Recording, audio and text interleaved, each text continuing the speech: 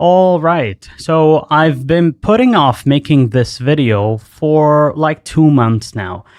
Every time I sit down to write it, I delete everything because it either sounds too pretentious or I'm worried people are gonna think I'm overthinking a Netflix show. But you know what? We're doing this. Spoiler warning, this is where you decide if you're staying or not. So 2 weeks ago, we were rewatching season 1 to 4, preparing for season 5, and probably should have been doing actual work, but whatever. And I get to that scene in season 2 where Bob gets jumped by the demo dogs. He's at the door, he looks at Joyce with his smile like, holy shit, we actually did it. And then they get him. And I'm sitting there way too late at night. My cat son is giving me this judgmental look from across the room like, are you seriously gonna cry again? And I'm just gone, completely wrecked over Bob, superhero. Which got me thinking about why this happens. Like, this is a show about a girl with a buzz cut who looks like Natalie Portman's stunt double in V for Vendetta. She's got telekinetic powers, and she's fighting these flower-faced monsters from another dimension. This should not hit the same way as actually losing someone in real life. But it does. Why this show actually hits deep. Here's the thing I keep coming back to. Stranger Things sells itself as a monster show. That's the hook and the trailer, and that's what gets you to click play. But that's just the surface. What the show is really doing, and this took me 4 to 5 seasons to fully get, is it's making all the emotional shit we go through as humans feel like horror. Growing up, losing people, loving people, being afraid you're not enough. That stuff that's already terrifying, they just put a monster face on it so we can actually look at it. And I'm gonna try to explain this without sounding like I just discovered what subtext is last week, but honestly, no promises. I might get pretentious, just call me out in the comments if I do. Chapter 1, when everyone thinks you're losing it. And maybe you are. There's this moment in season 1 where Joyce is at Melville's and she's grabbing every single Christmas light off the shelf, like all of them. And her boss, Donald, is standing there like, what the hell is happening right now? And Joyce just carries on loading the rest of the boxes on the counter. She's having a breakdown at her workplace, and she doesn't even care. Because here's the thing, her son went missing. They found a body, they had a funeral, the police chief Hopper told her it's over.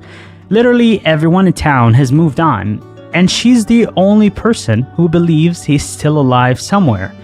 Mother's intuition, maybe? So yeah, she's gonna buy every Christmas light in the store and paint the alphabet on her wall and talk to electricity like it's a phone line. What else is she supposed to do? Just accept what everyone else says true? We've all been there in some version. Maybe not with an alternate dimension, but that feeling of, am I crazy or does everyone else not see what I'm seeing? When what you know in your gut doesn't match what everyone's telling you is real. And the show just lets her sit in that loneliness, lets her look unhinged for a while. Most shows would give her someone to believe her sooner so we wouldn't have to feel this uncomfortable. But Stranger Things is like, nah, we're gonna sit in this discomfort for a bit. This pattern continues through the rest of the story. In season 4, when the whole town thinks Eddie is a satanic murderer, the kids know better. They're hiding him, bringing him food while everyone's calling for his head. When Max is in a coma at the end, and doctors are saying she may never wake up, Lucas sits there every day reading to her because he refuses to give up. That's choosing your truth over what everyone says is reality. And then there's Hopper. Season 1, he's barely functioning, lost his own Sarah to cancer when she was little. And he's decided nothing matters anymore. Pills for breakfast, drinking, just existing. But then Elle comes along. And by season 2, when he's keeping her hidden in that cabin, It's not just about protection, to be honest. Every time he looks at Elle, he's seeing his second chance. Season 3, the letter she finds of the speech he prepared? I think that's real parenting, coming from a man who lost one daughter and is terrified of even letting the second one grow up. Because grow up means change, and change means potential loss, and he can't survive that again. So here's what I think this is really about. Sometimes the craziest thing you can do is trust yourself when everyone else says you're wrong. Sometimes being the only one who sees the truth makes you look insane. And sometimes, only sometimes, being willing to look insane for the people you love is the sanest thing you can do. Joyce tearing apart her house for Will, Hopper acting like a dick to protect Elle, the kid standing by Eddie when the whole world wanted him dead. That's love refusing to be reasonable. And maybe that's exactly what love is supposed to be. Chapter 2, Eddie Munson and what it costs to be finally brave. Let me talk about Eddie because Season 4 did something that honestly surprised me.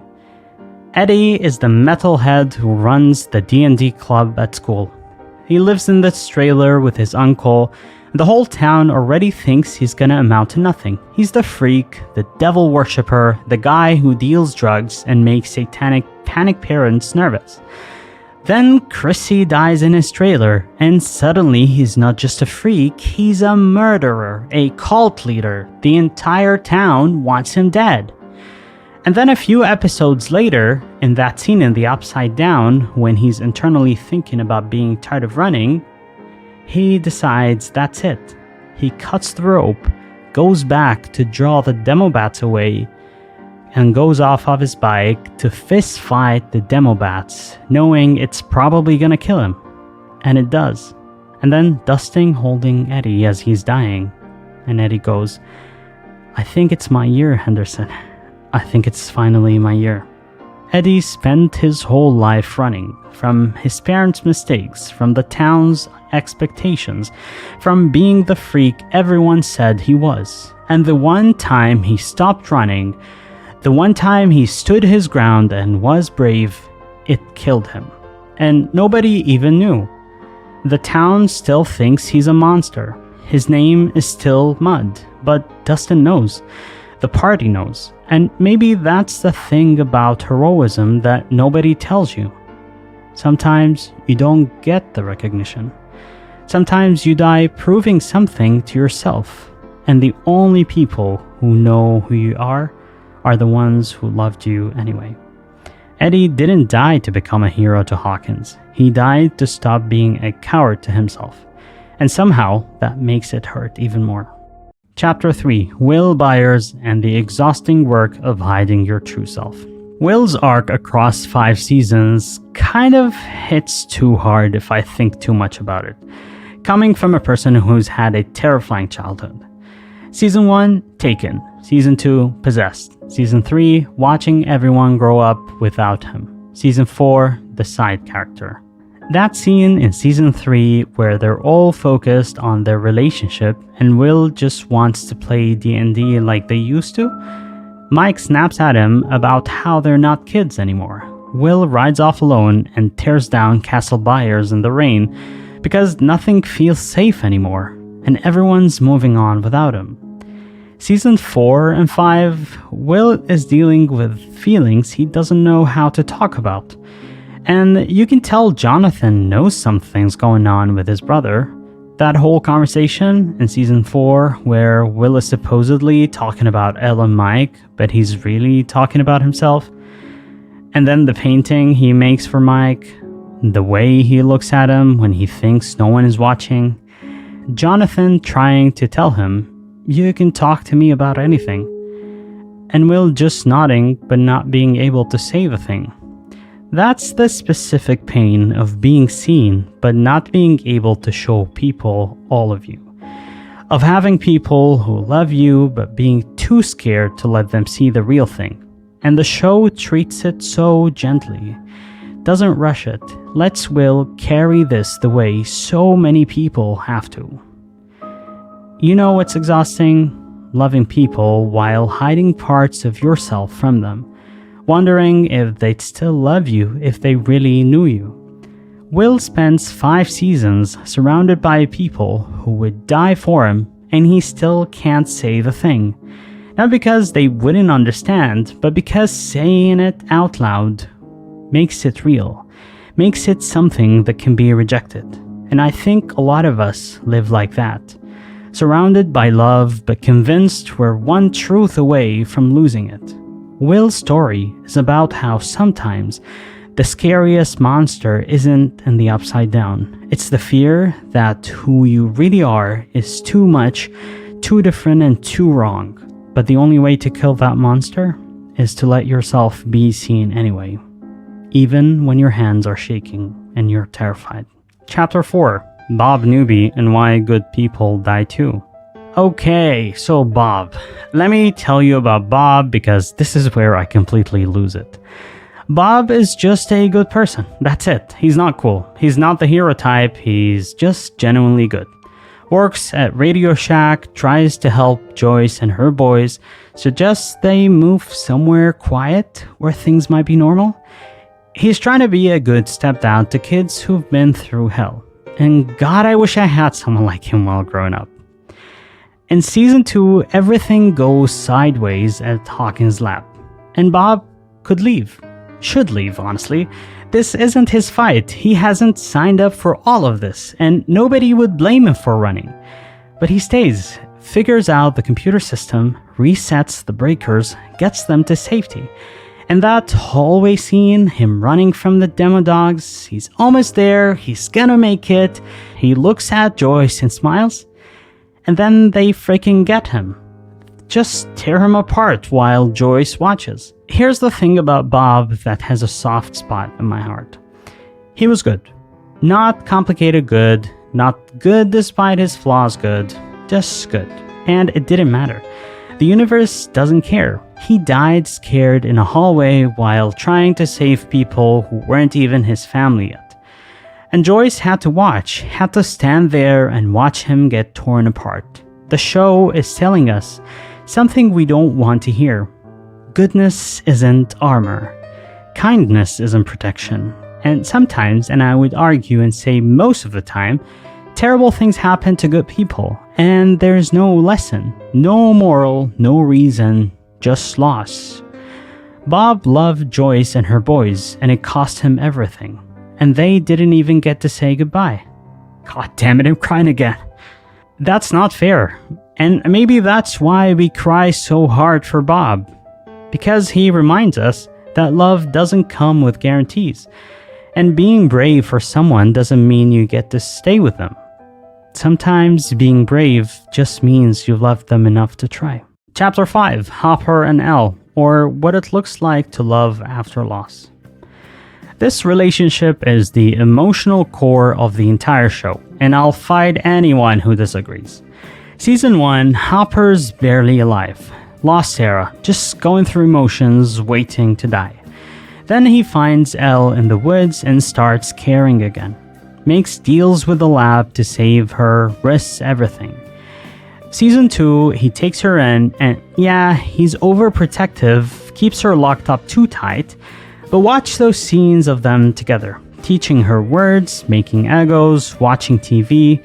Every moment with Elle is a moment he didn't get with Sarah. Every time she learns something, every time she laughs, that's his second chance.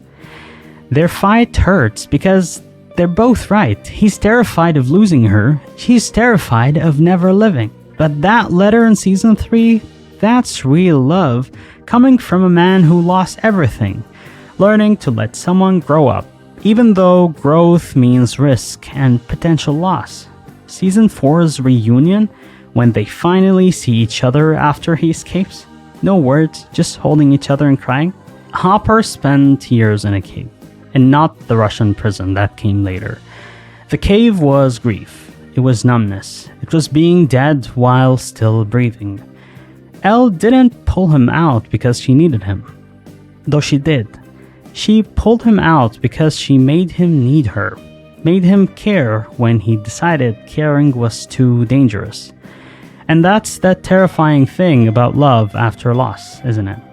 You know exactly how bad it can hurt. You've already lost everything once. Loving again means signing up for potential destruction with full knowledge of what destruction feels like. But Hopper does it anyway. Leaves Eggos in the woods for a girl he's not sure is alive. Teaches her words and makes her smile, and fights his way out of a Russian prison because she's waiting for him. That's choosing hope when you know exactly how much hope can cost you. That's saying, I survived losing everything once, and I'll risk it again because loving you is worth the risk of losing you. And somehow, that makes it both more beautiful and more heartbreaking. Chapter 6. Max and Grief That Doesn't Make Sense. Max loses Billy in Season 3, and Billy was awful to her. The abusive, the racist, the violent stepbrother. That scene where the Mind Flayer is killing him, and he fights back to save Elle, and Max is screaming, that's complicated grief kicking in. Season 4 is Max drowning in that grief. The depression, the isolation, pushing everyone away. At his grave, reading her letter, I'm so sorry. I'm so sorry, Billy. Crying while apologizing for being relieved he's dead, for hating him, for loving him, for all of that at the same time. Running Up That Hill becomes her song, her lifeline. The lyrics about making a deal to switch places. Honestly, just forget Bastet the cat goddess. Just let Kate Bush save you at this point. So here's the thing, nobody prepares you for grieving someone who hurt you. For crying over someone you're also relieved is gone. Max at Billy's grave apologizing. She's not even sure what she's apologizing for. For being glad? For not being glad enough? For loving him? For not loving him better?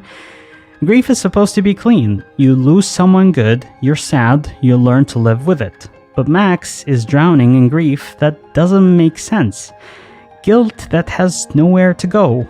And Vecna uses that against her. Gets inside her head and says, you're a bad person for feeling this way. But here's the thing the show understands. Complicated grief doesn't make you bad. It makes you human. You can hate someone and still break when they die. You can be relieved and devastated at the same time. And the only way through isn't to sort out the feelings, isn't to make them make sense. It's to let Lucas sit with you. Let your friends play Kate Bush and pull you back from the edge. Let yourself feel all of it. The relief, the guilt, the anger, the grief. And know that none of it makes you a monster. It just makes you someone who survived something really complicated. Chapter 7. Dustin and the Weight of Making It Out. Dustin is the heart of the show. Always enthusiastic, always solving problems, always making people laugh. But Season 4 breaks him. Eddie becomes his friend, his mentor, his person. And then Eddie dies in his arms. I didn't run away this time, right? You're a hero, Eddie. The scene where Dustin tells Wayne what happened, that Eddie died a hero, Wayne crying and Dustin trying to hold it together, that's what survival's guilt feels like. Season 5 shows a different Dustin. Still smart, still capable, but there's this sadness underneath everything. He's quieter. Part of him is still in the upside down, still holding Eddie, still wishing he could change it. Dustin keeps running it back in his head. What if I'd cut the rope? What if I'd been faster? What if I'd stayed? None of those what ifs change the fact that Eddie died and he didn't. Survival's guilt is a special kind of torture because you're grieving someone while also feeling guilty for being alive to grieve them. And the show doesn't offer easy comfort, doesn't have Steve give him some speech that makes it better. Just shows Dustin carrying it, getting quieter, still showing up, still being brave, still helping his friends, but doing it all while carrying Eddie with him. And maybe that's all you can do with grief and survival's guilt. You can't set it down. You just learn to carry it. You make it mean something by still being here, still being good, and still being brave. Not because it makes the guilt go away, but because Eddie died thinking Dustin and the gang were worth saving. And maybe the only way to honor that is to prove he was right. Chapter 8, The Gang Growing Apart, and the faith it takes to come back. One of the most painful things is watching the gang grow apart. Season 3, Will wants to play D&D, and everyone's busy with relationships. Mike and Elle, Lucas and Max, Dustin obsessed with Susie. Will feeling left behind, feeling like the kid while everyone else grows up. Season 4, High School, Will in California, Lucas playing basketball, Dustin and Mike in Hellfire. They're not all in the basement anymore. Separate lives, separate problems. But when it gets real, when Vecna starts killing people, they come back together every time. They grow up, they grow apart, they change, but they always come back. That's what the show is saying about real friendships and relationships. The people who matter find their way back, even when life pulls you in different directions. The gang is forever, even when forever looks different than it used to be. The final season brings them all together for the last fight.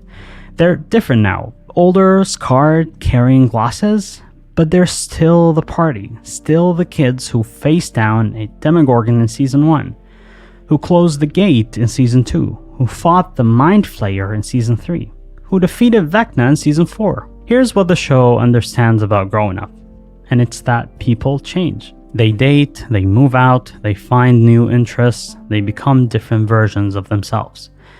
And that's terrifying when you're 13 and your friends are your whole universe.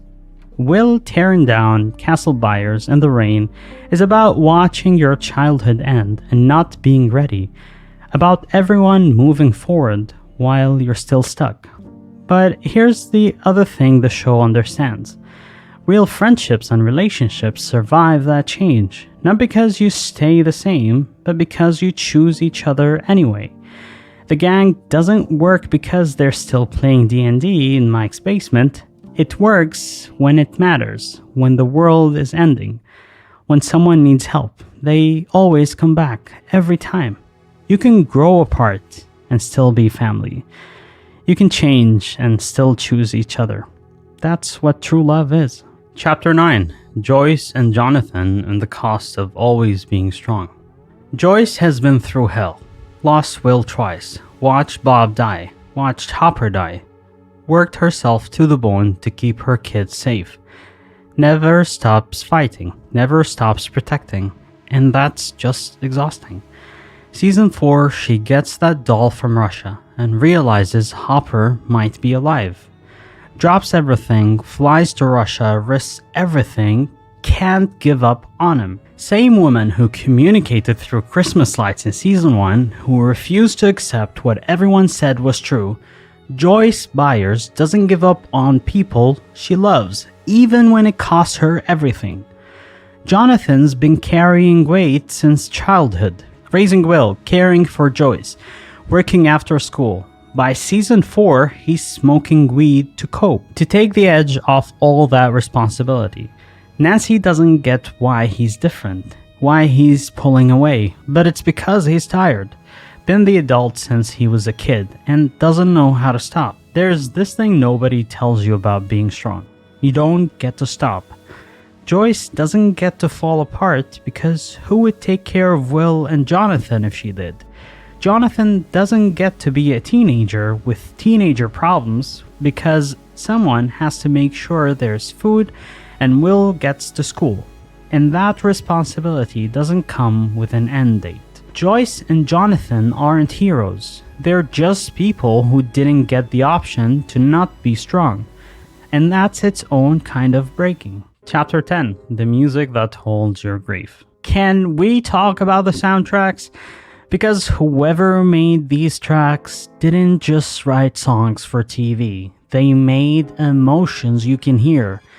That track titled Eulogy that plays after Bob's death during glosses throughout the series doesn't sound like a TV soundtrack. I would bet this is how pain and grief sitting in your chest feel like. Running Up That Hill in Season 4 is pure perfect. the desperation of it, the lyrics about deals and switching places.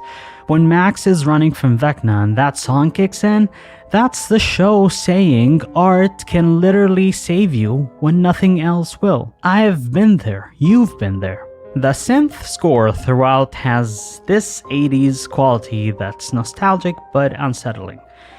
Makes you feel like you're in a time that doesn't exist anymore. Which is exactly right, because that's what the show is about. Childhood ending, safety disappearing, time moving whether you're ready or not. When you're drowning, when you're in Vecna's grab, when the darkness is winning. Sometimes a song is the rope that pulls you back. The music in this show doesn't underscore the emotion. It is the emotion. It gives you permission to feel everything. The loss, the hope, the terror, the love. And maybe that's what we need sometimes. Not someone telling us it's okay to feel this much, but music that feels it with us. That sits in the grief with us. That says, yeah, it hurts this bad. And that's real. And you're not alone in it.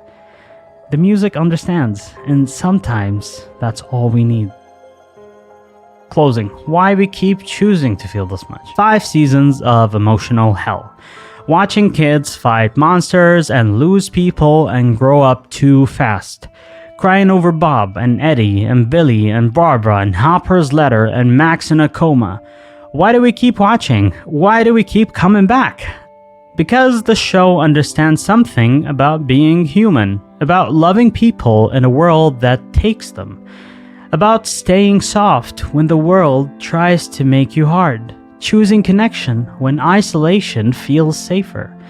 Every character faces this choice constantly. Close yourself off to avoid pain, build walls, or stay open and risk destruction.